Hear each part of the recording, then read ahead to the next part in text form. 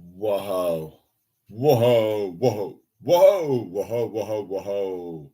This is Minifigure Illusion reporting from somewhere on Brick Ship Earth. Clicking bricks. Clicking bricks so you want to. So we're here for a part. Oh, whoa. Coming in hot.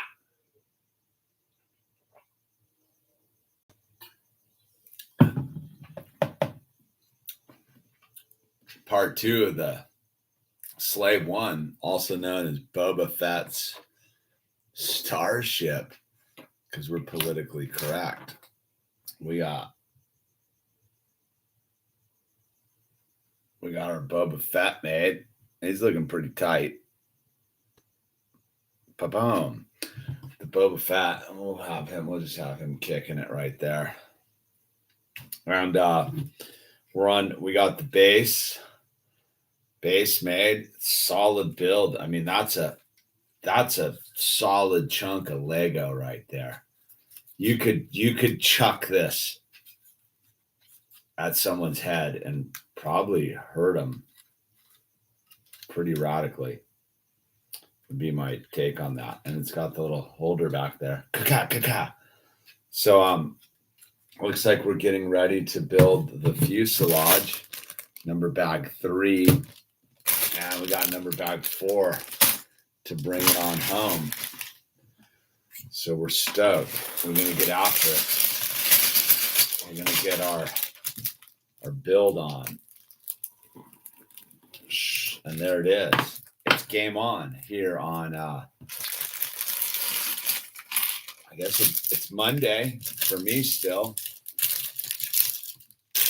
Monday, the official, supposedly it was Labor Day. It was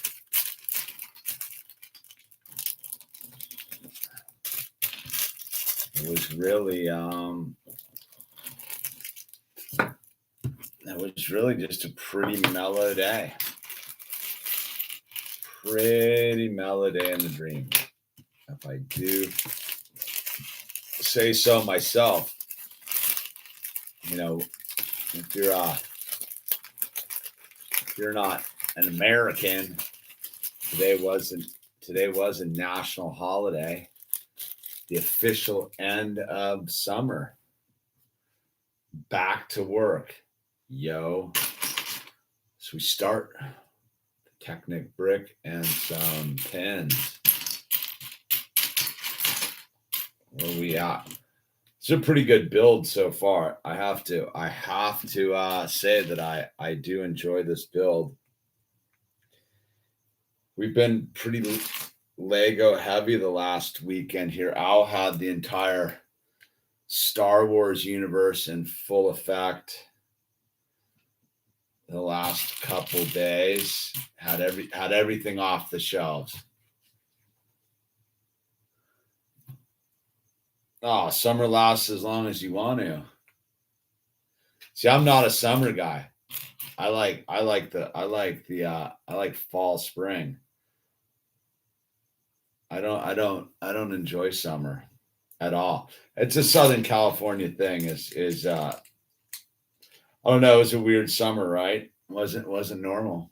Wasn't really a normal summer this year, but technically it's another couple weeks till officially summer's over, according to the sky clock. Yeah, summer around here is pretty much a drag. You can't surf past like noon at the beach breaks or the main beach break. And there's a lot of traffic. And it's hot. It's real hot. So now it's the end, and everybody's back to school, right? All the scraps. It's going good. It's officially the end of summer. Tomorrow begins adventure season for us. So adventure season begins tomorrow for my house, because owls, we're homeschooling Owl, which means we can go do whatever we want. we get to go adventure now. We did our we hung out, we played ball this summer and just chilled and laid low, and now it's time to start getting into the outdoors. So we're I think we're gonna go camping either. I think we might go on Wednesday for like 2 days, get warmed up, come back, and then we're setting out after next week. We're setting out on like a big. I'm gonna take Owl around. Take him around. Show him the West. We're gonna just do some miles. So we're gonna go camp for a couple days. It's still pretty hot, but we're just gonna shake it out. Shake it out because we haven't gone camping since like for 4 months. Just go make sure that we're all tight because we're gonna go on a super long camping tour and next week. So I'm gonna come back. There's a bunch of swell. So I'm gonna surf for like 3 or 4 days, and then we're gonna hop in the rig, and we're gonna go see what's out there. I'm gonna show Owl the world past the he's ready to go like put some miles on. I told him, I go, look, it's the kind of thing now where like you can I'll let you sleep, like lay down and get all comfy in the backseat of the car and sleep if you want or whatever. All right, what do we got going on here? This looks well, this is an interesting part of the build here. So how does that? I feel like I feel like I did something wrong here. This goes right there. All right, that's right there. Okay, so how do we get this one on? What? It's weird. Okay, maybe put it like this one seems pretty obvious. Oh, okay. Oh, all right. Oh, it's not obvious.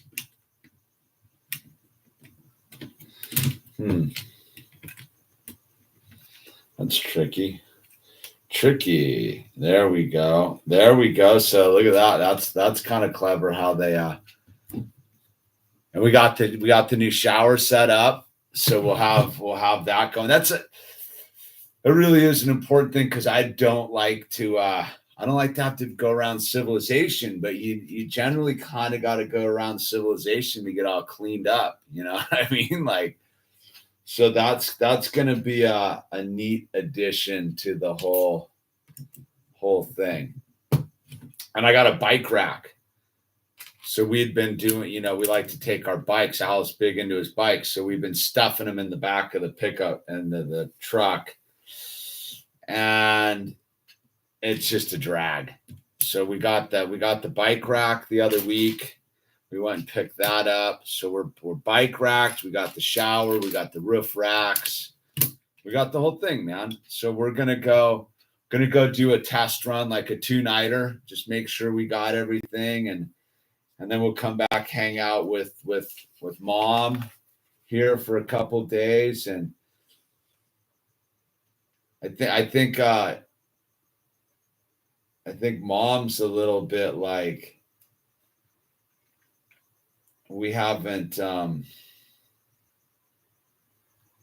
It's going to be our first time we've really like gone for a while. Like first big adventure the boys are going to have.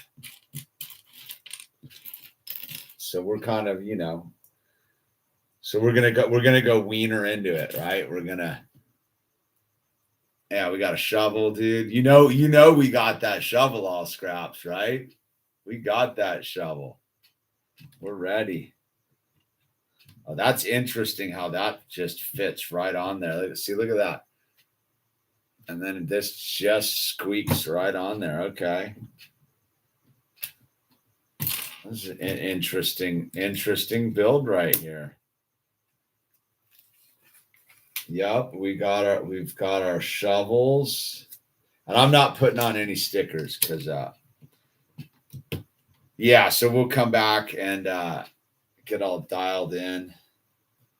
Go for a couple days, come back, and then dial. You know, we gotta leave the house and all our stuff all like rad. You know what I mean? Get it all dialed in for mom and sister.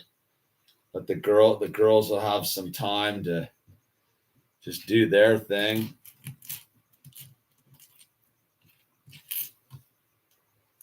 So we're pretty excited. I gotta get the garden all dialed in too with the automatic stuff going on, so it doesn't so I can leave it on autopilot. I'll think of you every time I dig a cat hole. Yeah, that's right.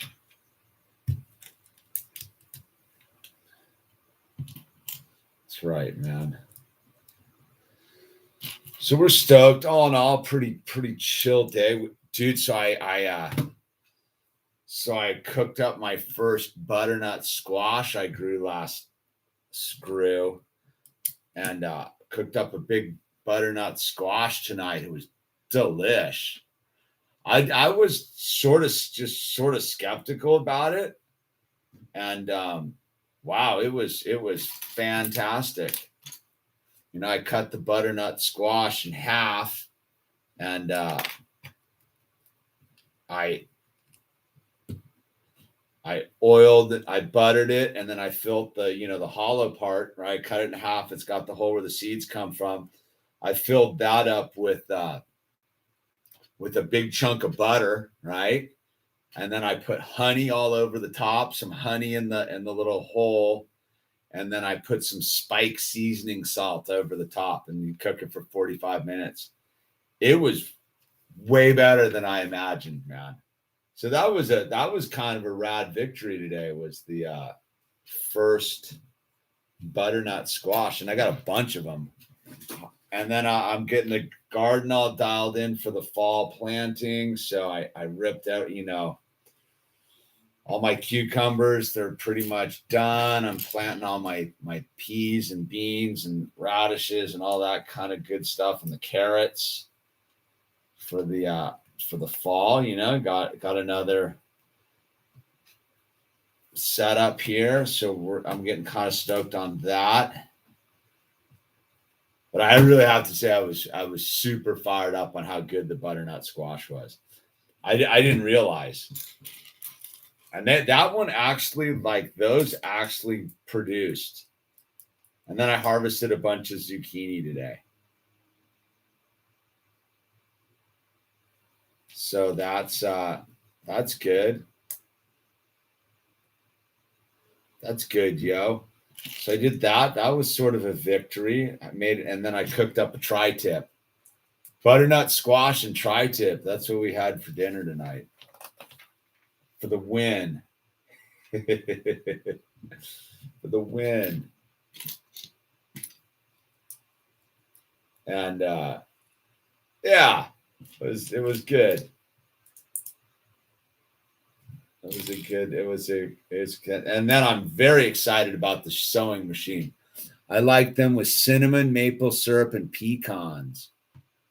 Huh.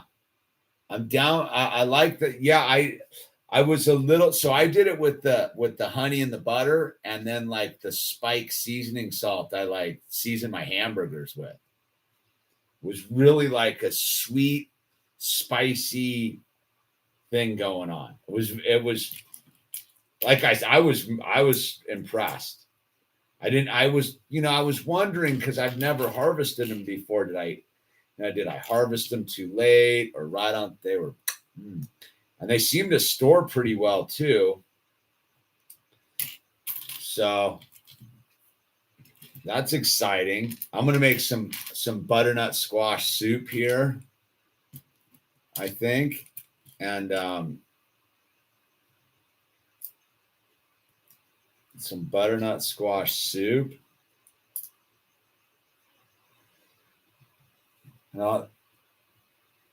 With a little kickapoo, yeah, with a little kick, all the scraps with a little kickapoo.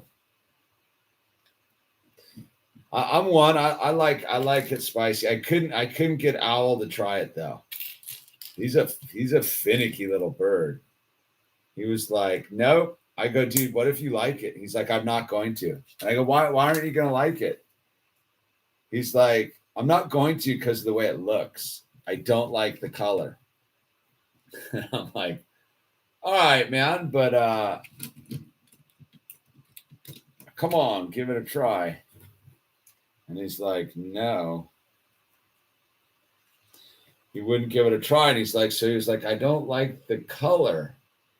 And I was like, hey, when you're eating it, you can't see it. So why don't you try it? I think you'll like it. He would have liked it if Al had been willing to get past the color of the butternut squash. He would have. I know he would have liked it. But I get it when you're a child, man. You're like, no, that doesn't look good, Dad. I'm like, come on, man. Come on, man. Just try it. I have to admit, this build right here is very satisfying. This is a good build. How this is all coming together. Like the detailing on the side. Look at that. That is. Hey, what's up, Carooster? He's missing out. I like mine with sage. I grew a bunch of sage. So what, you just sprinkle a little sage on there or what? What's your move, Carooster? Because I grew some sage in my back in the garden that I'm very excited to use. The chickens were aiming. That was the final straw with the chickens. Was they went and like fully jumped in my sage pot and it like attacked my sage. I was like, you guys are out, dude. You attacked my sage, but I got the sage to rebound. I just started liking watermelon, dude. I'm 24 and I still eat like a child, dude. Yeah, me too, dude. On a certain level. The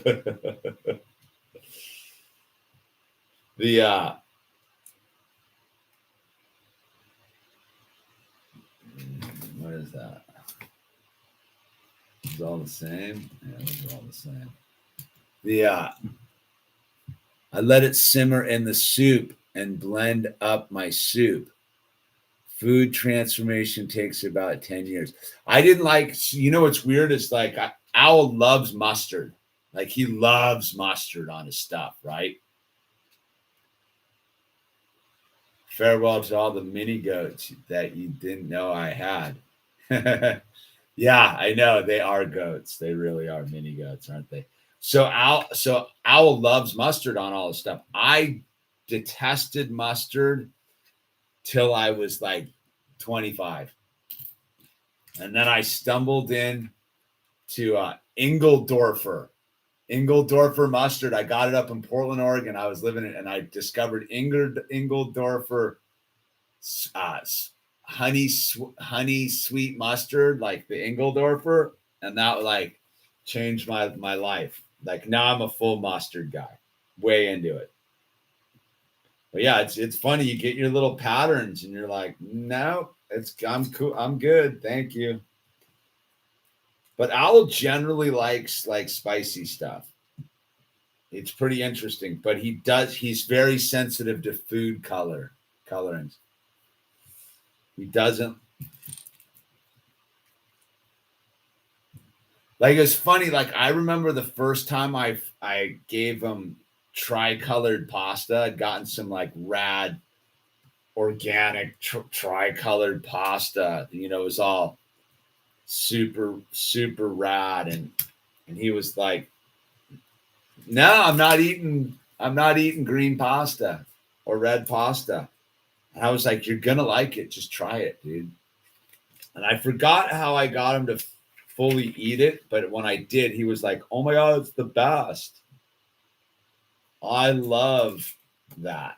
And I was like, yeah, see, I told you. Fickle children. They just,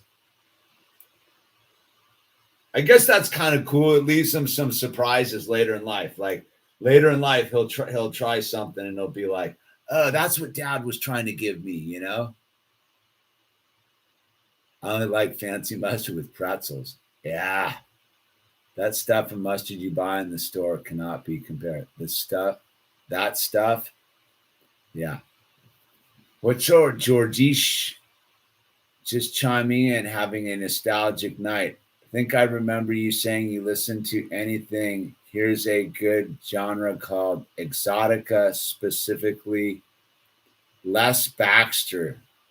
Sophisticated Savage and Owl has good taste. All right, let me write that down. This is the perfect channel for me to write something down like that.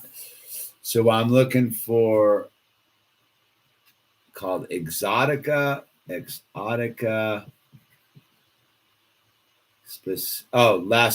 Baxter. Sophisticated Savages. All right, I'm liking that.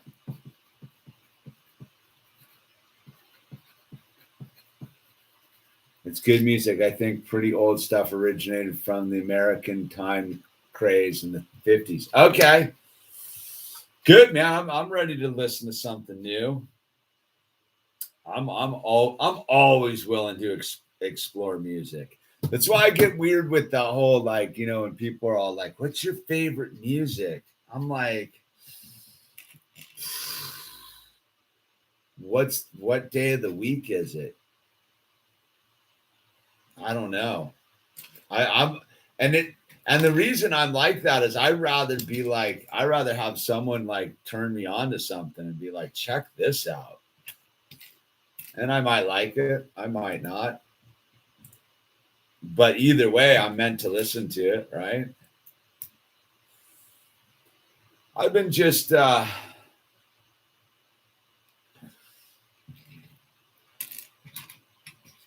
yeah, man, I'm pretty excited about the sewing machine. So if you didn't catch my live stream earlier today, I went, there was an estate sale down the street, and the 97-year-old dude died, and he could walk around his house and just buy whatever from his life he wanted. It's always such a weird vibe, but I think I did something wrong here. There it is. I did say something. And so I bought this complete Singer sewing machine with all of the stuff for $75 in a table, folding in table with bobbins and every attachment you could ever, like a real old, like American built Singer sewing machine. And I have another one too. My friend gave to me after the fires. So what's cool is I think I'm going to set up the two sewing machines side by side and teach Owl to sew. Like that's kind of like, I'm sort of like, it came to me. I'm going to set it up in the living room, not here in the art room. I'm going to set it up, and I'm going to have him have two sewing machines, and he's going to learn to sew right next to me. We're just going to sew together. Because you can't really teach someone to sew, and you know, like hovering over them.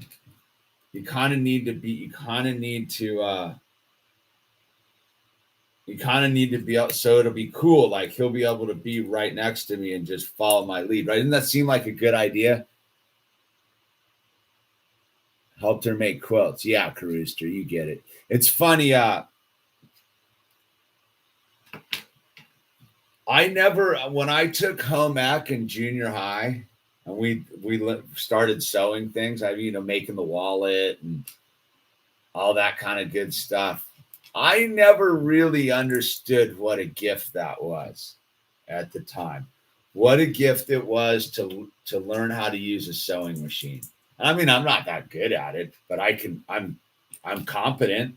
I can fully like do it. I can make clothes. And I think it'll be something Owl gets super excited of, especially when he realizes he can make his like a shirt with his own like pick the fabric thing, you know. I made an apron and a pillow and home. It's funny, the one of the only things the my daughter has from the fires is the pillow I made her. Like one of the first things I made her was like a pillow. She still has it, man. I'm not that much of a kook. I'm all right.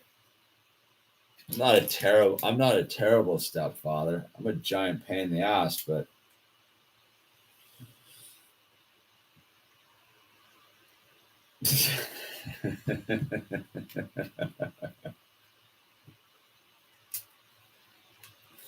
so I think it'll be cool. It's always awesome to learn to see I still have to. I love seeing patches in the jacket. Yeah, man.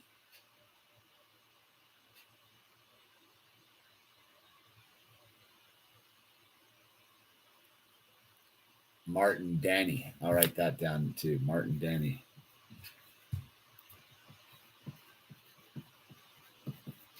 I'm stoked. Some new music to listen to.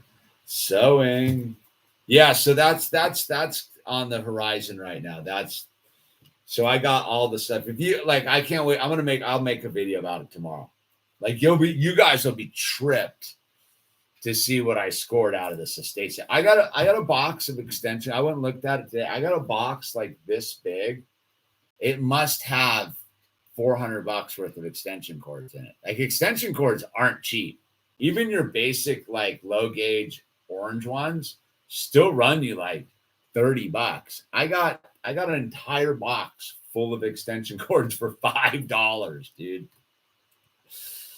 Like they were just like, it's weird where they like, I don't think they're like giving it away. They're just like, we got to get rid of this. Like, it's very weird. The whole estate sale. I sort of felt, I want to say I felt bad about it, but it's weird that like, you know, some families, his children and his grandchildren were there just like selling his stuff out. Like, here, take it. No, here, like, take it.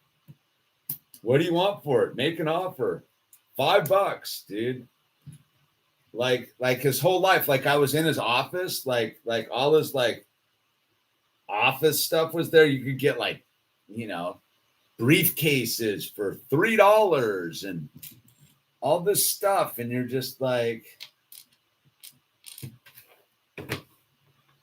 it's weird, man. Such a weird. They were all just there, the whole family there, just like selling all of Grandpa's stuff, dude.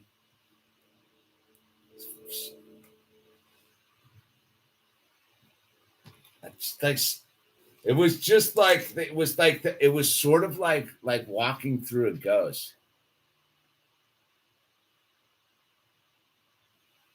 Great, yeah, it's a great score.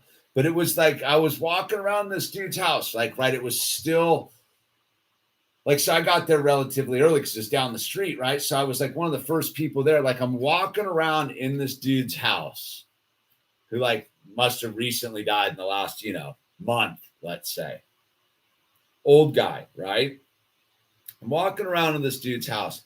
I mean, I'm in his living room and he's still, you know, he's got his picture of some cowboy picture on the wall and some other pictures and like all his like his art, like his like stuff was all around the house. His lamps, his chair, his favorite, you could see his favorite chair he sat in, his bike, you know, his exercise bike, and his knickknacks were all there. You know, they just had like stickers on him, like $5, you know, $50 for the coffee table or whatever. And you're just, I mean, you're walking through this dude's house, like his whole house, like all this stuff. Like I walked into his bedroom, dude. Like you could literally like buy his Hawaiian shirts right off the rack, like where he hung them up. You know what I mean? Like I was like the last person to hang that Hawaiian shirt up was probably him or his caretaker or whatever. It was a very odd vibe because you're like, so this is what it all, this is just the more proof. Like someone was asking me the other day, it's like, what do you think your legacy will be? And I'm like, I'm pretty aware that there is no legacy. Like, it's just, your legacy is here now. Like, you better make your legacy of you being alive, right? And so I'm walking around in this house and you really get like, yeah, the dude's gone. Like all the stuff this dude had accumulated, they're just like, get it out of here, dude. Here this, like you could see this like sewing machine at it. Like I got all the like the, I don't know, hampers or whatever, the little handled things with the closing lids and all the stuff. Like I got like this, it was probably the wife's who died earlier, but like I got all the stuff, like someone's entire life of sewing gear for $75. You know, like when that person probably, it was like how many trips to the sewing store was all this stuff. It was like, so I look at it and I'm just like, that's someone's like sewing life. And it's just, here, take it. Get it out of here, dude. Because at first it was $100, right? Like, and I looked at it and she's like, the lady just quickly like saw that I was interested in it. And she's like, I'll make an offer on it. I go, you tell me. And she's like, how about 75? I go, all right. I wasn't going to buy it at first. I was like, what am I going to do with this sewing machine? A whole giant thing, right? And then there was like the part of me that was like, well, I might as well get it to honor this person's sewing legacy. You get what I mean? Like I sometimes think about that. Like if, I don't know, this is sort of morbid, but like, you know, I go to the thrift stores and buy all these bags of Legos and all these sets. And sometimes they're organized and wrapped up in bags and stuff. And other times they're just like, you can tell they're just thrown together in a box and given to the thrift store. And, you know, you go, if I was like in a traffic accident and died, you know, tomorrow, like would all this rad Lego stuff just like, you know, just be thrown into a box and taken to the thrift store? Like my whole, like I love this stuff, man. You know what I mean? Like it means something to me, and not in a super like lame way. Just like it. These are These are like real model toys that can last as long as they could last, like forever. Essentially, like they're plastic. As long as you don't put them in the sun, they'll last forever, right? And so I don't know, I just had that weird moment today where I was just walking through this dude's house, all his stuff, and just looking at all this, like, there was this picture on the wall. It was like a cruise ship, right? It's framed. It's like a cruise ship going, I don't know, through the Puget Sounds. I don't know where it was. And I was looking at it and I was like, I wonder if this dude, that was a cruise that he was on. You know what I mean? Like, there is no legacy. You know that, Carooster. Yeah, I know what you mean, Carooster. But what I'm getting at is like, that's you with your dad. Like, this was me with some complete strength. The coolest part is his card is in the box. Like I looked him up today. I was trying to find something out about this guy.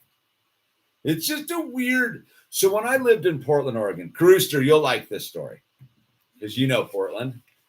So when I used to live in Portland, Oregon in the early 90s, I lived over in Northwest Portland in the apartment zone before it got all like, that was like when Trendy Third was just, that was like this, there was Trendy Third was like the street, right? It wasn't all like the South, the Northwest was still all industrial and gnarly, and the viaduct was all there. Like it hadn't been redeveloped, right? So I was living up on Trinity Place up there in an old brownstone, and there's a bunch of us young kids there. We were all like young. We were all in our early 20s living there, like from all over the country. And so I would hang out with these sort of what now would be considered hipsters. I would hang out with these like hipster dudes. You guys can't even see what I'm making. I'm not doing a very good job here. That's not right. And so you used to go around up in the Northwest Portland, and you would know when someone had died because there would be a big dumpster in front of the apartment the brownstone. There's brownstone buildings all over Northwest Portland if you don't live there. And you would see they would put like a big dumpster there, and you would know that it was probably an old timer's apartment. They were emptying into the dumpster. And so we used to just go on these dumpster dives, and you would get into these dumpsters, and it would like be like somebody's whole life. Was it that like all their pictures, like boxes of pictures, like we would find movie projectors with old like movies of their lives. And it was just, nobody cared about any of this stuff. It was like somebody's whole life was just being put in this dumpster. And it was like no grandchildren or children to take it off. It was like the end of the story was just in this dumpster.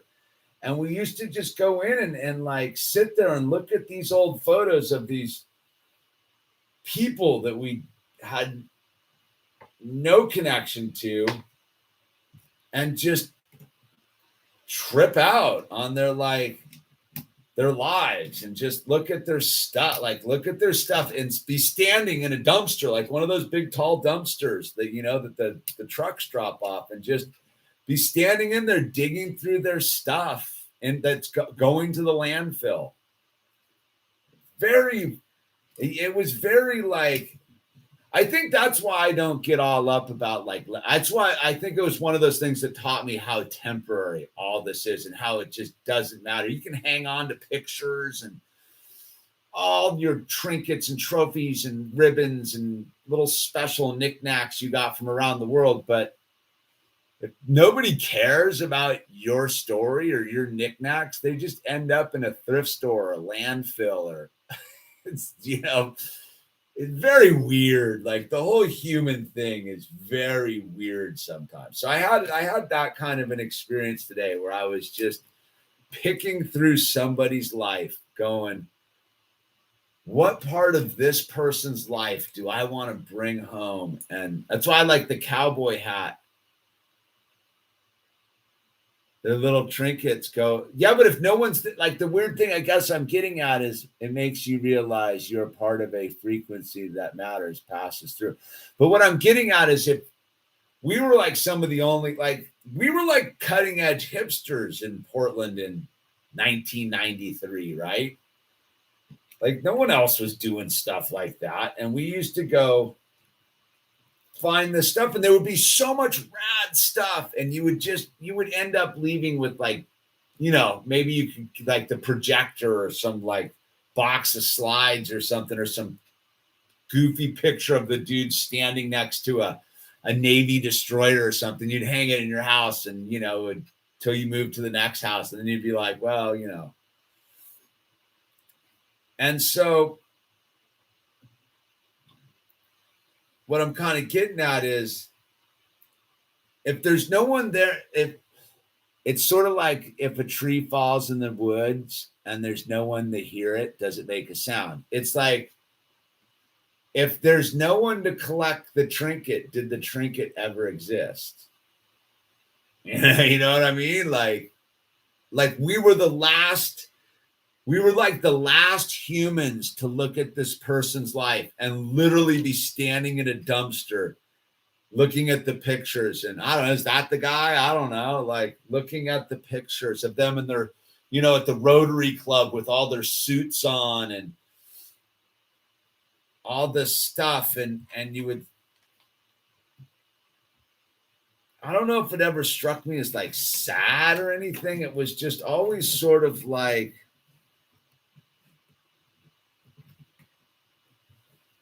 it was like there you have it. Like there it is. Like, yeah.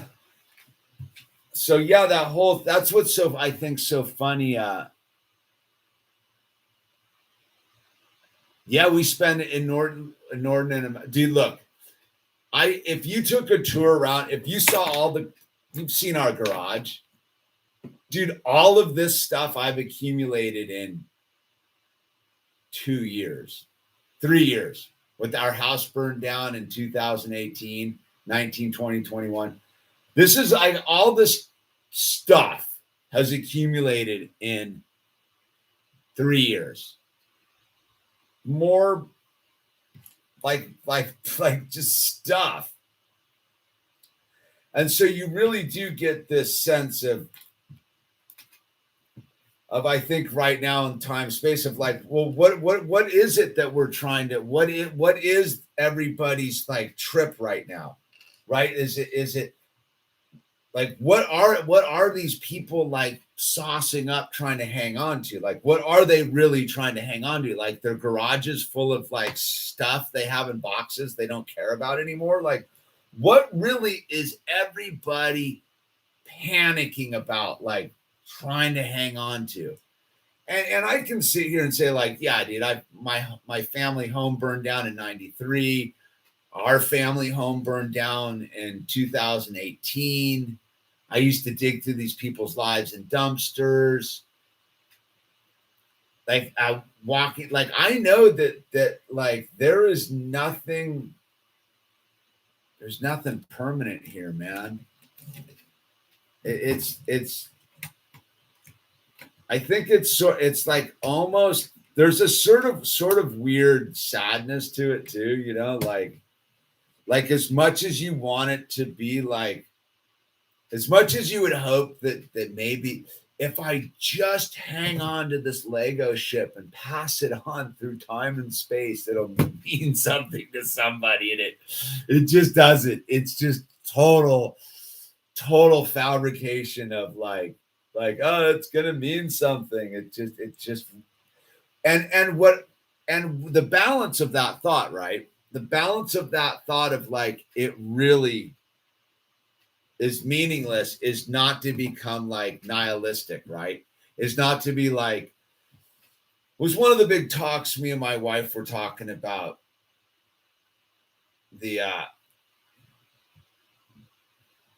this weekend about like, because like you could fully get into like, what's the point right now? Like, what's the point? Like the world's doomed from if you look at it a certain way. And I go, it looks pretty shaky, hon, but on one level, like I wake up every day with my primary mission is to like educate my son for the future.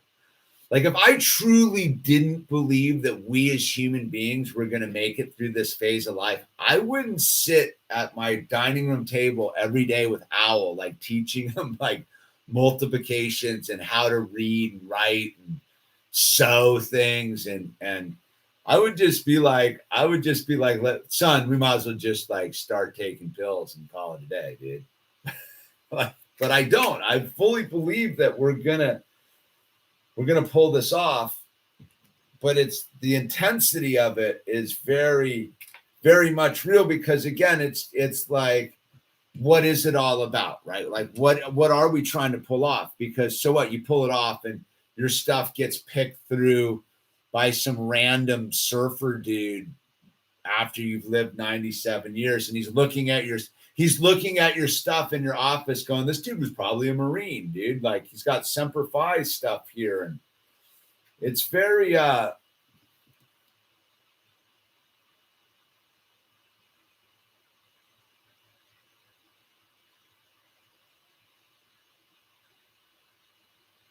Well, they're all that's okay. HS. This is something I learned. This is something I'm going to give Alex Jones full credit for. One of his rants that always struck me as very interesting was Alex Jones turned me on to like time travel, what time travel really is. Because everybody thinks time travel is like H.G. Wells or like, I'm going to go to somewhere else in the timeline. I'm going to drop into the future. I'm going to drop into the past. And, 1832, I'm going to drop into 1832 to see what's going on. Or I'm going to go into 2357 and see what's going on, right? And I remember Alex Jones doing this rant about what time travel really is your DNA. That like when we as human beings, like if we truly tap into our genetic code that we each have, we contain all the genetic coding of all of our ancestors. Like I contain all of the genetic code of all my ancestors, and I contain and I'm sending my genetic code into time space. So my son, when he has a son and passes all of it on, my genetic code is the time traveling sequence carrying my ancestors through time and space, right? He did a way better job of explaining what I'm getting to. But like when you get into what like time travel is, it's being able to tap in genetically and metaphysically to the future code through your offspring. If you don't have children, you don't get to time travel, right? And your ancestors don't get to time travel either, dude, right? Because we're carrying all of our genetic coding through us. And whatever. And the other thing that I've learned about, and this is, I don't know where I got this one from, was that all of the water, why are they always attacking water? Why are they always dumping chlorine in it and polluting it? Because water is the random access memory of life on this planet. So a water molecule, right? A water molecule has lived here infinitely, and it's H and O's and combining and breaking apart, and the solar and turning into steam and freezing and going down mountains and the stuff. So like every water molecule that I've ever had's been roaming around this endless reality here, and it contains all the information of all of time in it, all of time in this realm, so to speak. And when you realize that your human body is totally made up of water, and that your water molecules, that like you literally could have a water molecule in you that was like a tear in George Washington's eyes. You could literally have a water molecule in you that was, the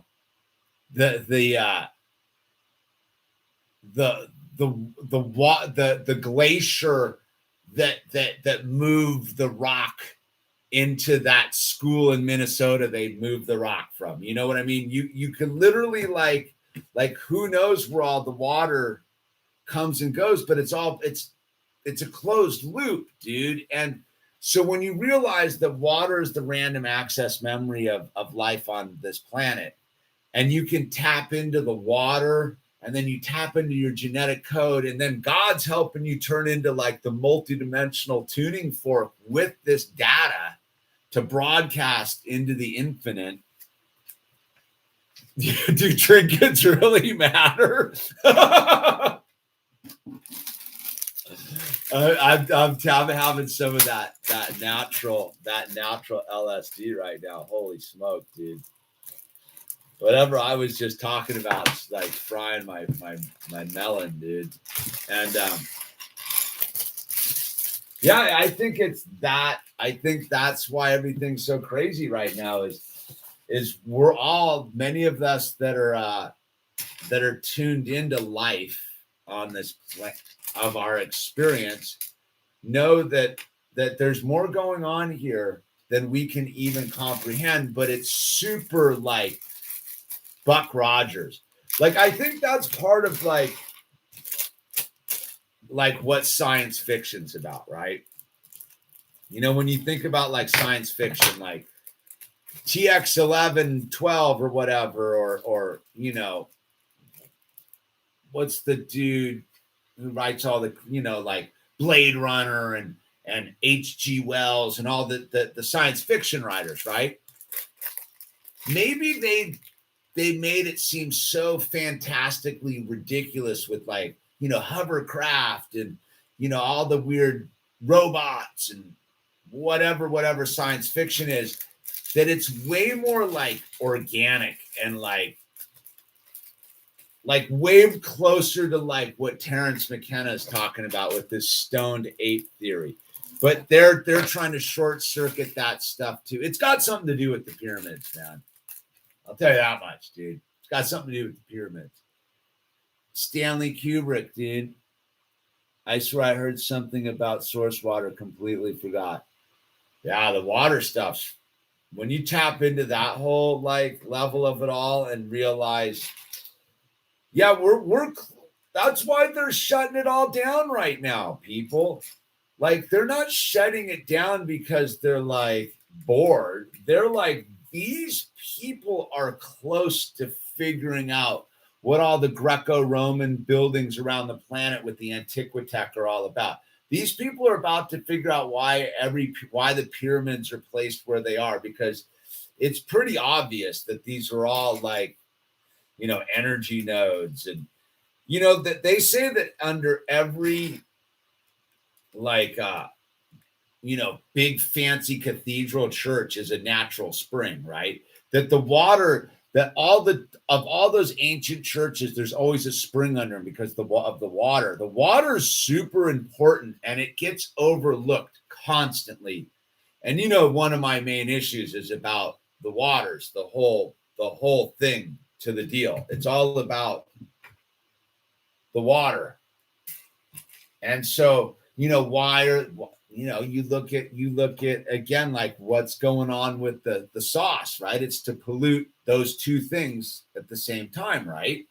If your human body has the genetic coding of time travel and it is fully sustained off the random access memory of water, and you inject something that disrupts both of those energy fields, like, yeah, what good are you to God's eternal plan then? Kind of. You know what I mean? You know what I mean, Jelly Bean? And so I think that we're way closer than we even imagine right now to getting to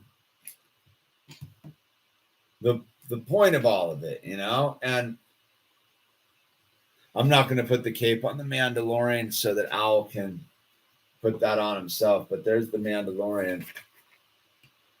Oh, he gets a spear and a pistola. So yeah, I feel like what's kind of cool is I feel the reemergence of that vibe, which means I'll tell you what, if I've learned anything from the cycle, anytime that I start getting real clear understandings and data downloads about the Antiquitech and the stone structures, something gnarly usually happens. It's been pretty consistent that like right when I'm getting big data downloads, like this, they frequency jam the whole thing, and it takes another. Because if you remember, I was doing huge frequency downloads about all this stuff in 2018, right before the fire, right before like I had my like own mental breakdown. Like I got zapped, and like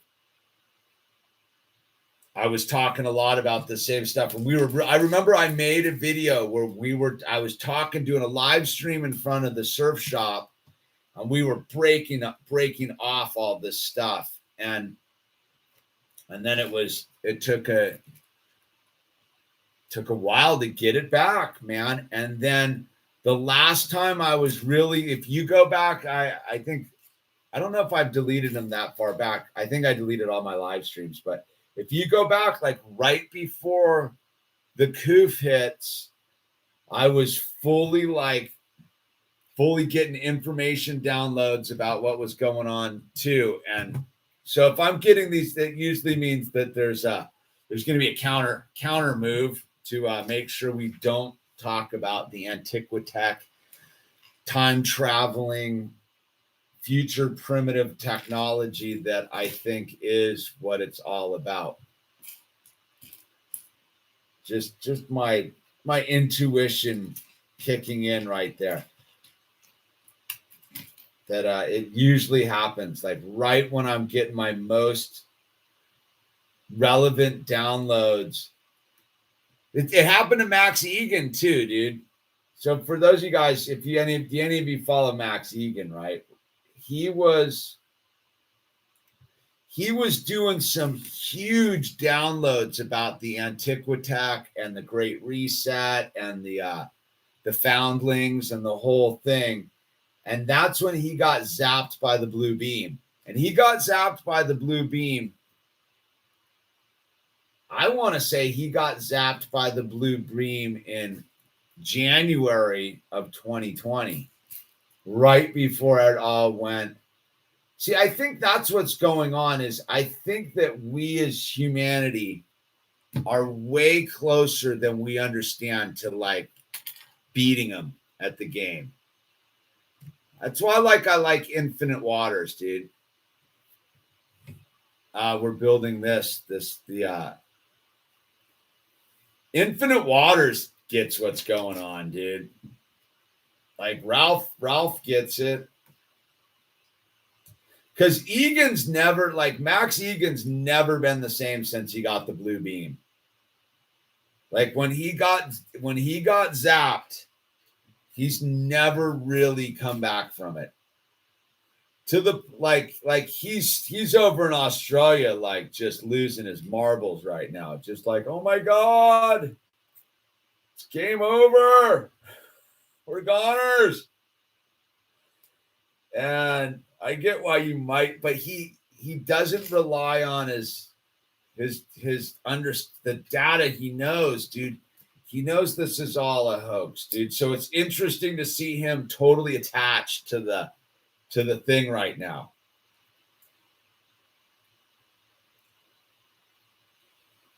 And I think it would be like the equivalent, dude. He is uplifting. We just have to create what we want. Yeah. No, it's very much so. But I think that we have to, like, you know this, Caruster. We have to pass through the atonement, man. We have to make peace with the ghost in the room. Which is, I think, why we're still struggling in this game right now is we're not doing it right, or not really doing it. We're still beating around the bush. We're still looking for scapegoats, you know. But I think we're closer than we think. I think there's enough of us that are doing this work right now. It's like we're like look, you could say we're just there's 7 of us just sitting here putting together some Lego ship, right? Yeah. On surface level, that's exactly what's going on. But on a deeper fundamental level, like we're actually like working through the riddle, right? And the riddle's contained within ourselves. Like we are the answer to the riddle with God's assistance, right? If we just go to God and go, because God's already told us what the answer to the riddle is, right? God's fully like told us what the answer to the riddle is, but it's so radical and so like, whoa, that's the answer to the riddle, like that we still really can't wrap ourselves around it. And so God's like, all right,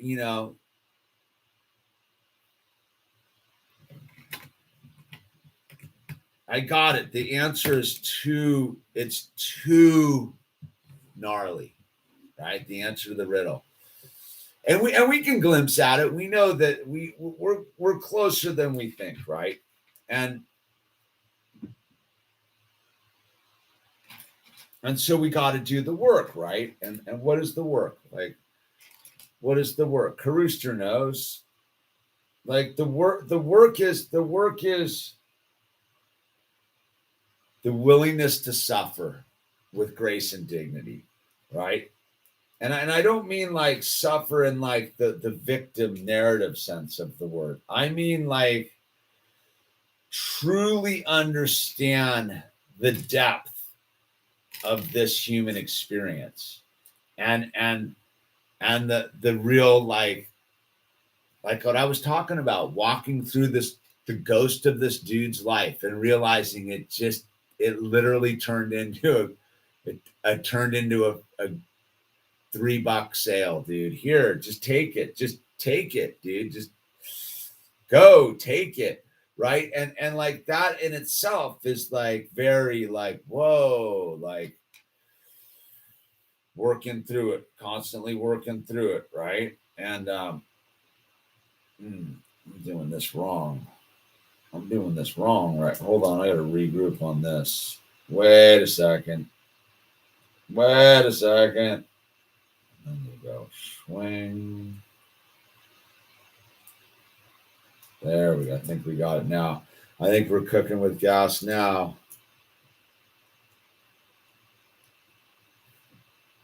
Am I using the wrong piece?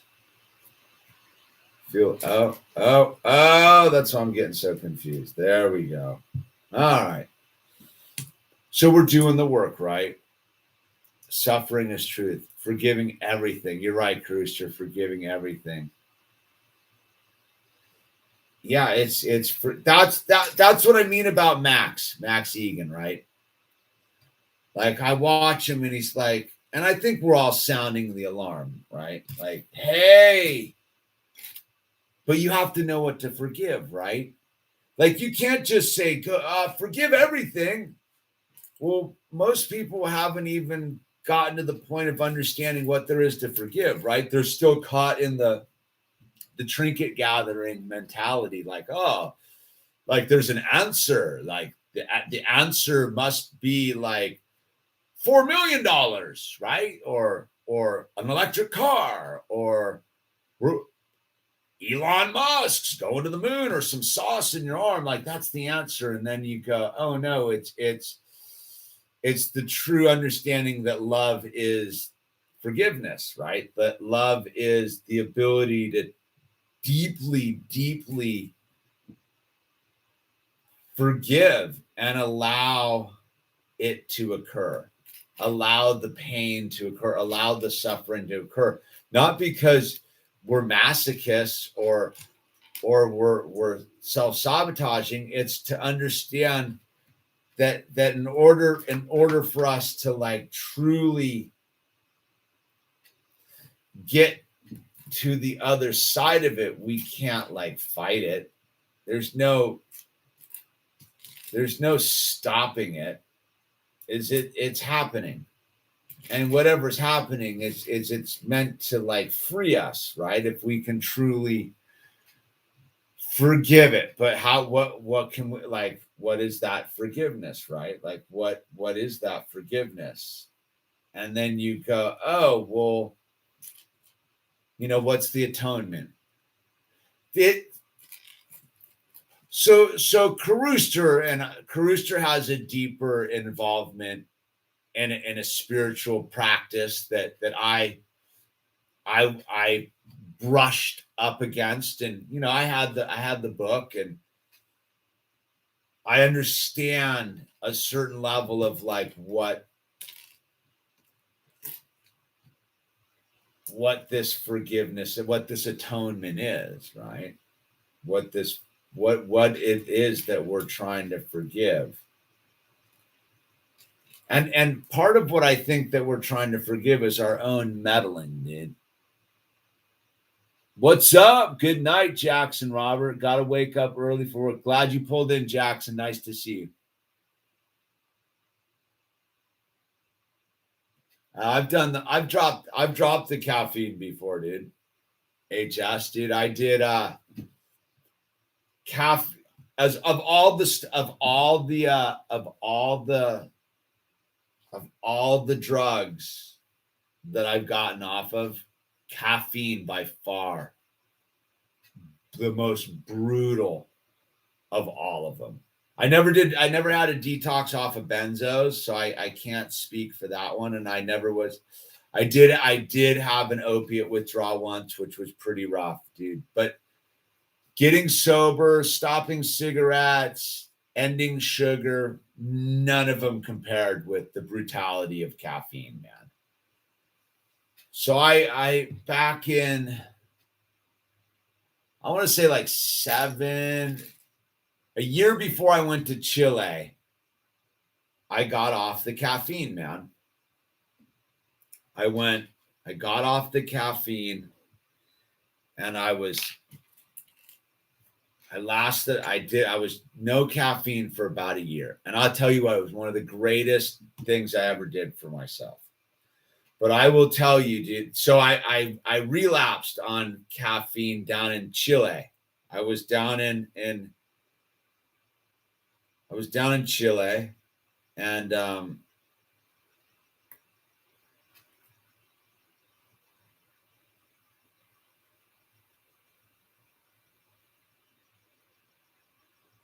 okay, wait, hold on. And I was down there doing the deal, and I cracked after a year of no caffeine. I finally cracked, right? And I know, like, one of the things I struggle with it is I know that to get off of caffeine is literally like 2 weeks of just excruciating misery, dude. I can't even fathom. That's why I'm sort of about certain things like what, I don't get this. What's going on here? This doesn't make any sense to me. Oh wait. No. Oh, okay, there we go. See, I made the mistake. See, like when I stopped smoking cigarettes, right? I read The Easy Way by Alan Carr, and I understood the trick. I never looked back. I put that last cigarette out on Lake Forest Boulevard on Interstate 5 on October 30th. I want to say 2010, right? Never looked back. Understood that in order to pull it off, I would just have to never look back, right? So I did. I put that last cigarette out on Lake Forest Boulevard, and I did it, right? I did it. I got off the nicotine, right? Because I understood that it was mostly mental, and the actual withdrawal from nicotine is like 3 or 4 days, right? And it's all mental after that. And so I knew how to return back to my natural state. The interesting thing with the caffeine is that the first detox off it was so hard, because the weird thing about it is, like, getting off cigarettes almost makes sense. Like when you're done, you're just like kind of done. Caffeine not only is super like addictive and a stimulant and all that stuff, it's super ritualistic. It has a huge component of ritual involved. You know, you get up, grind the coffee, make the coffee, or you get up or you go. Like back then I used to be, my whole thing was like going to a Starbucks, and like, because I was newly sober. So it was like a whole thing. And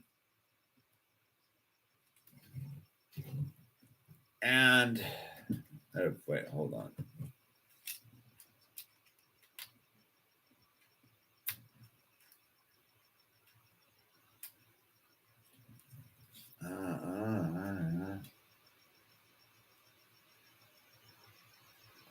And so not only did it have the brutal physical component, which was about 2 weeks of splitting headaches, lethargy, all of it, dude.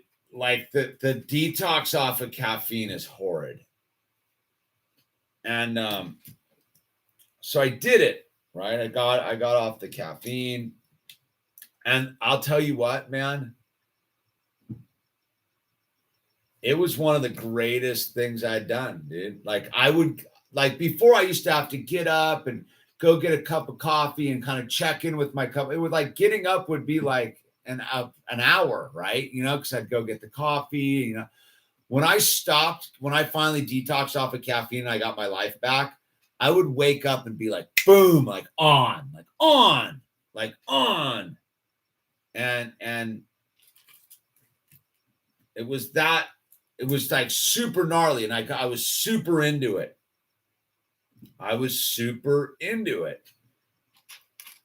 Because the detox was so brutal and I broke the cycle of the ritual. So my whole life revolved around coffee. I was like 2 years sober or 3 years sober. So my entire life revolved around coffee.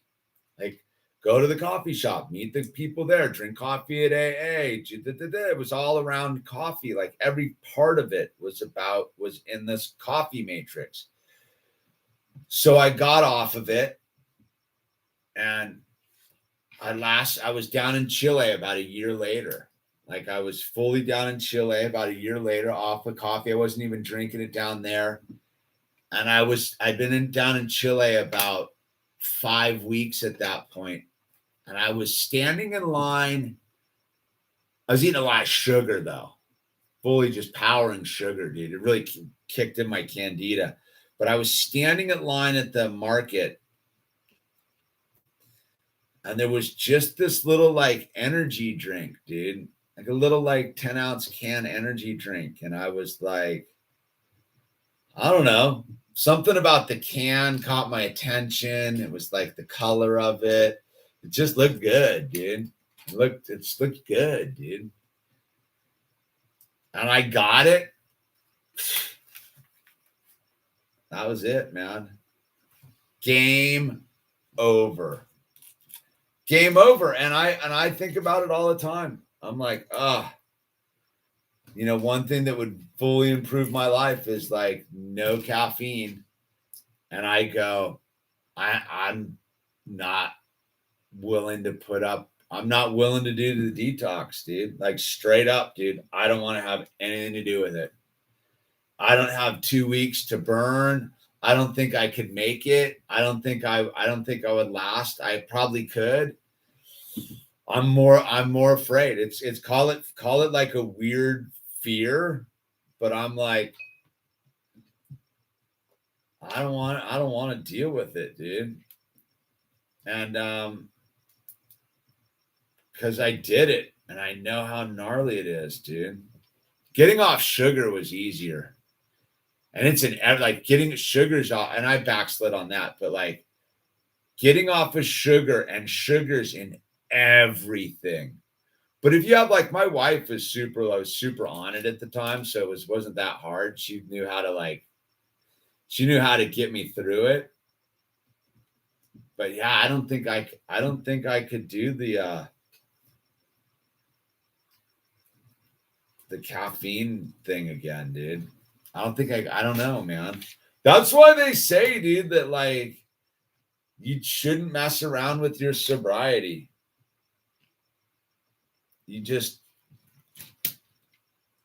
I can't imagine, like, from what I've heard, like detoxing off of benzos is the worst experience like life has to offer, pretty much, as far as stuff like that, like pain and suffering and brutality. And I couldn't imagine like what it would be like to go back onto benzos and know that you had to do it again. Like, in order to get off this stuff, I got to go do this brutal detox. I get why people can't. Like, they're terrified. So yeah, that's small scale, kind of like the caffeine thing. But like, I don't know if I got it. I'd have to like, I would literally need to go like check myself into like some like, you know, certified health nuts 2 week cleanse or something, dude. Like I couldn't do it on my own. I know that for a fact. Like I could not like get off of caffeine on my own. I couldn't do it. I wouldn't know how to do it. I wouldn't even know. This is kind of cool. Look, they sort of self-level, dude. Look at that. Do you see that? That's kind of cool.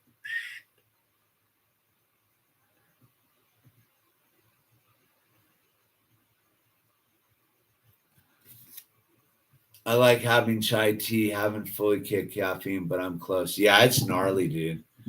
I did it once. Like I said, I pulled it off once, and oh, that's pretty much the whole thing right there. I think I just finished the actual ship. There it is. Oh, okay. There it is.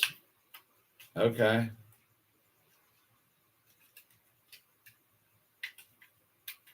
All right, there we are, man. The slave one, and I think I got a side build here. Seems like I got a lot of parts.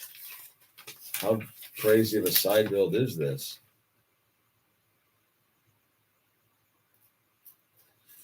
I got way too many parts. Oh, yeah, because I didn't do this side. Oh, I gotta go backwards. I gotta go backwards. I think I was supposed to do one of these twice. Oh, I didn't see the 2 times. I knew I had too many parts. All I do know about like if you're gonna, I don't have a desire for coffee. Oh, Diet Pop. That's even gnarlier, dude. Yeah, with Diet Pop, it's the same thing, dude. That's got caffeine in it. Caffeine's in lots of stuff you don't think it is, dude. Caffeine's pretty insidious, man. Diet Pop, that stuff's gnarly with the aspartame, and it's all, hey, look, man, to each his own, right? We all got our monkeys on our back. I'll tell you what, in my reality of it all, caffeine's the least of my problems, right? I mean, it's a problem, it's a real issue. It's something I could fully take care of to make my life better. Like for sure, 100%. I would feel better, I would have more energy, all of the above, right? Right now, I'll take my cup of coffee. See, even saying that right now, I'm kind of full of it, dude. I'm like, you're being a kook, dude. You need to stop. I need to clean up my diet, man. I am a little out of control. I'm gonna have some of this.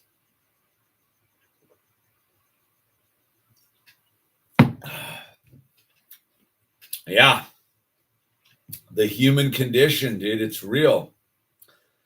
But that's the thing too, is like, you've got to keep it in some sort of perspective too, right? Like how crazy do you want to get? I was talking to someone the other day about like the water stuff, right?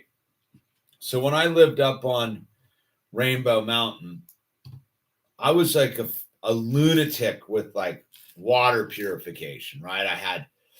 I would put my water through like a crazy like filter system. I'd filter it through the filter system. Then I'd put it in a distiller, right? I would distill the water then, and then I would get this special additive salt stuff, dude, that was from like some secret Christian lab, dude. And add it to my water, because you can't just drink purified water, dude. It doesn't have any of the salts and stuff you need. Like you can't just drink distilled water, you'll die. It's not good for you.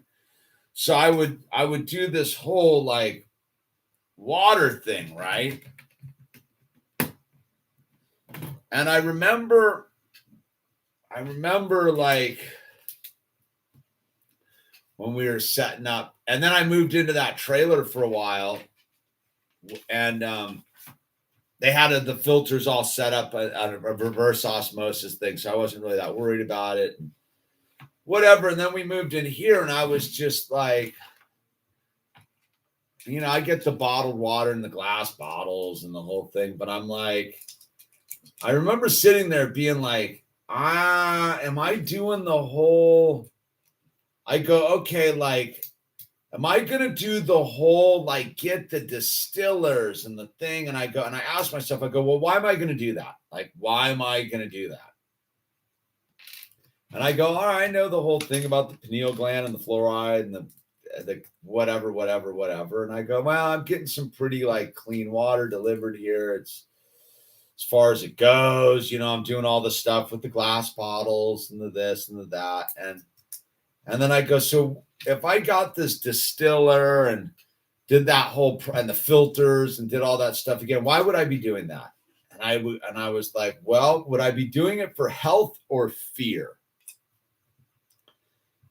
And I had a serious, like, introspective look at myself and realized it wasn't for health, because if I was about health, then I have to cut out the caffeine.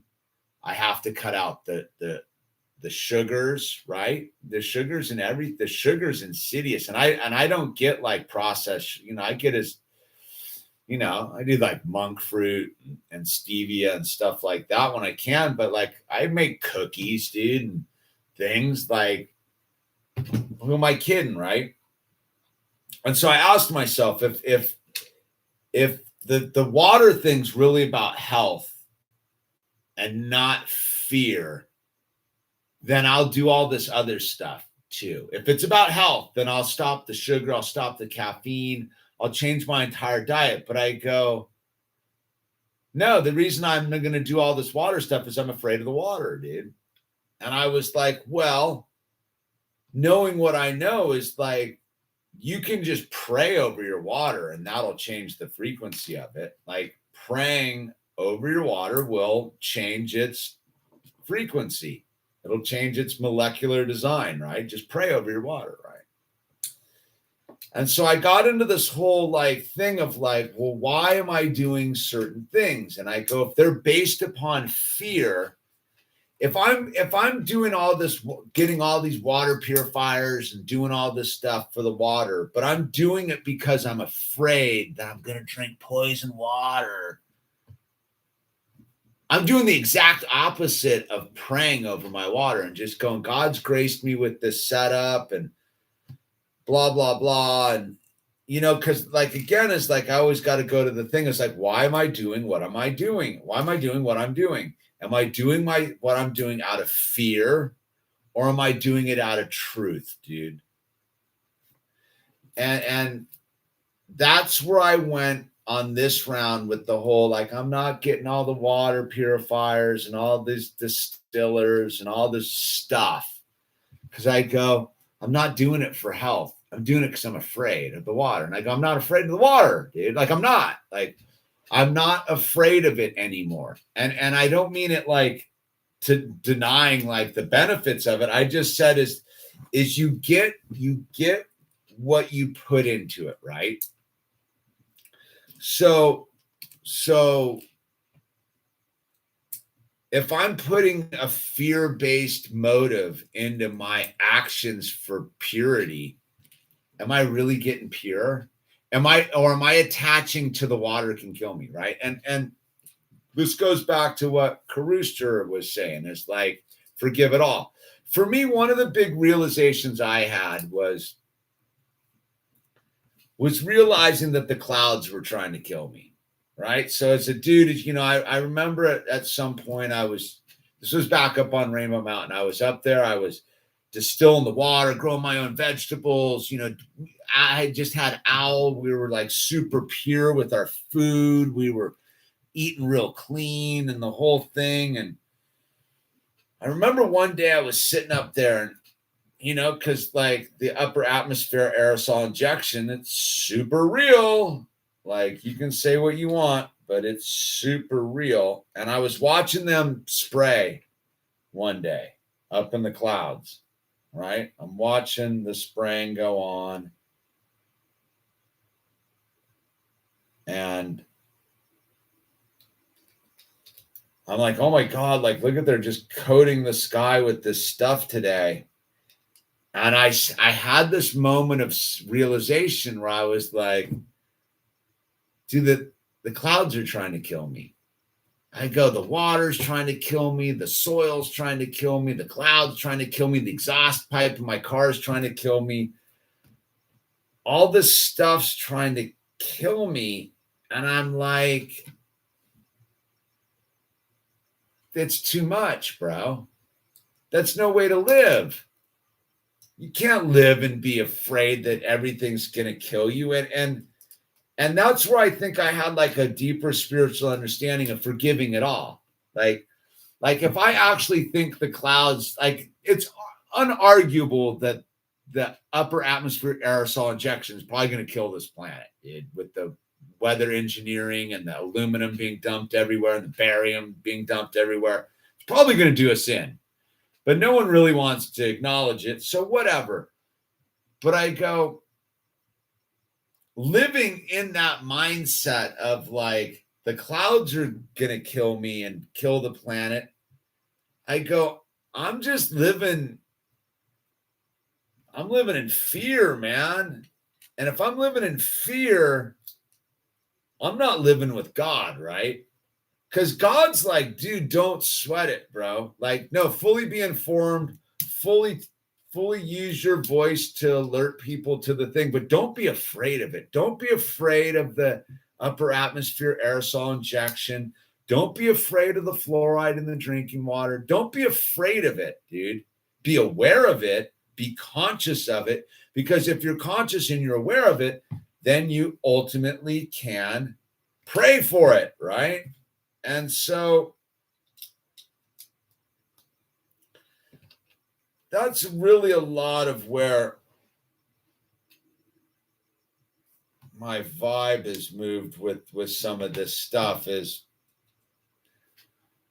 there's only one answer, and that is a deep relationship with God and your own spiritual self interfacing, right?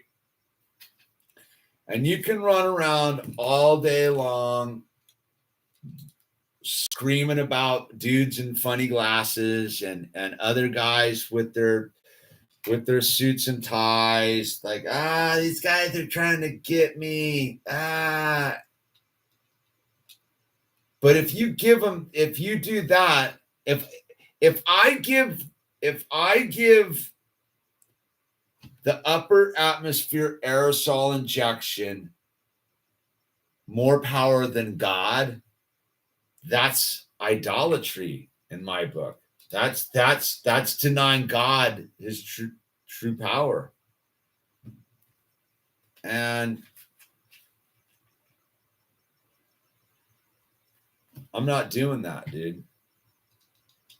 Yeah, sure. Like I'm totally aware of the water and the whole thing. And I do my best to like keep a super positive frequency about it all. And I think that in itself is like changes the water right there. Is if you're drinking water and you're drinking it like with love and love in your heart, like I think you're good to go, dude. It's that thing I was saying the other day about like the minute you realize you have a pineal gland, you're already decalcifying it. That thought in alone is the decalcifying thought. Like, how many hoops do you need to jump in after that is up to you. So there it is. I think these are all extra parts. There's the Mandalorian's spear. There's his gun. So apparently this thing holds the ship up too. So this is like a little transporter car, but I think it holds the ship up too. Yep, there it is. It's like its little sets it right there. So that's kind of cool. I like how that they built that. This is a pretty good build, dude. I say I'm pretty satisfied with it. Feel like I got extra parts, but they don't seem unreasonable. Put those back in the bag.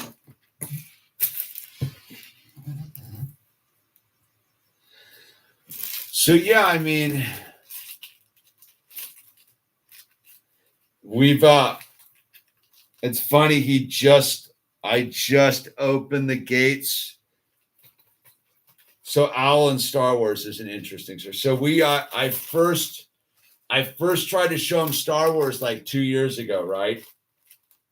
And we were watching the original Star Wars. And the opening scene, you know, when they come in and they capture Princess Leia's boat and they blast their way into the thing and Darth Vader picks up the dude. Al freaked and was like, because he doesn't really like that kind of stuff. He was like, turn it off. I don't want to watch it. It's too scary. I'm not into it. So, I don't know, 2 years goes by and we were playing with his Mandalorian Lego sets and he's like, I want to watch Star Wars now. I go, you scared? He's like, no, I'm ready to watch it. And I go, well, how about this? Since we're playing with all this Mandalorian stuff, how about we watch The Mandalorian? And he's like, all right. And it was kind of one of those cool moments where like we sat there and he got all like on the pounce, like he was all on his like sitting on the couch with me, but he wasn't sitting there. He was all like crouched, sitting there like kind of on my shoulder, like watching it. And he just was like it was like the greatest thing ever for him. So he's a big fan. How many pieces? This comes in at $5.93, Kimmy. So yeah, he's a big fan of the thing. We had to have a big talk about the guns though the other day. As you know, we're a pro Second Amendment house, and you know, we talk about it. But so he was watching The Mandalorian, right? And there's laser beams and shooting the stuff, and he was running around with this little Mandalorians having like battles and guns and this and that and blasters, and I had to sit him down and go, look, dude. I'm a little like not that fired up with that vibe. And I was like, look, dude, we had this like real sit down, serious talk about weapons. He's like, they're bad. I go, no, they're not bad.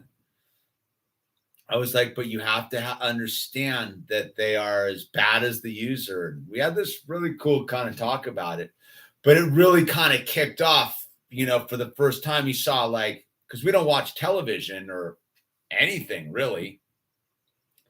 So we're watching The Mandalorian, and it was, you know, there's a level of violence in it. And, you know, it's play, right? And I was like, it's not really play, dude. Like it's cool to like have your fantasy about it, but you can't blur the lines of reality, man. So yeah, it was like that first moment of like, I'm sort of exposing them to stuff that I'm not that wild about. Cause like, I don't know. And then I'm like, well, it is what it is. And yeah, he's into it, dude. But it was just a funny thing of like, I had to like shut it down for a minute. Like he was playing with this Star Wars Legos and like shooting. He's like, oh, that dude shot that guy. And I was like, nah, dude, like, I get what you're up to, but like, just be aware of what you're up to, right? Yeah, it was just one of those cool conversations that you kind of got across that you could easily pass by as a parent and be like, they're just playing. And I was like, no, Al, like, let's sit down. I need to talk to you about like weapons and what they're about And he was like, and I go, they're not bad. I go, but they're very serious. So like, if you want to play in your like fantasy land with your Mandalorians, understand that it's not a fantasy land in real life. Like, these are not toys in the real world. They're very serious implements that can be used for all sorts of good things and fun too, like target practicing and it was just one of those cool conversations, dude. But via playing with Legos, dude. And I don't think that a lot of people like understand how like that's where you're supposed to intercept and like talk like an adult about stuff and not be like, it's okay, it's just a kids get Star Wars. No, I don't want my son ever thinking war is the legitimate process, right? Yeah, it's the Empire and Luke and the Mandalorian and this and that. But I go, no, dude, so we had to talk about how you have to be awareness of this, that war is a bad idea, dude. It was very interesting. Anyway, thanks for hanging out with me. Hope you and your fam are good. Glad you finally got around to watching Mando. Yeah, no, I watched it like a year with my wife, like a year ago. Whenever if it was you who recommended it. Like we watched it right off that, and I fully dug it. But with Owl, I was like, all right, you're like, I'm ready to like let you kind of get into this universe a little bit, because you have all the toys, we play with them all the time, so it's like you might as well know what they're all about. And he was ready. Like I said, he's not one that really, he doesn't really like that kind of stuff, but he's like, okay. So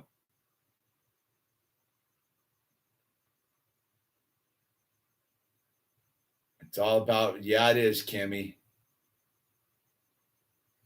It is about responsibility, dude. Rose hips, Julie Mara 3. You're out foraging in the park over in the UK, huh? Looking for rose hips. Nice. Yeah, I'm gonna put it to bed, dude. Thanks for hanging out with me. It was nice just chilling and Legoing. And Julie, you keep foraging. Hope everyone has a beautiful evening, morning, afternoon, wherever you are on Spaceship Earth.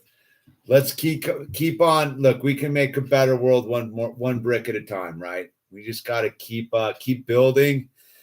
Never surrender. Don't give up hope, and just realize, man, it's all okay. Just got to forgive it, right? Right, Carooster? Just forgive it. Anyway, this is Minifigure Illusion signing off from Brickship Earth. Thanks for hanging out.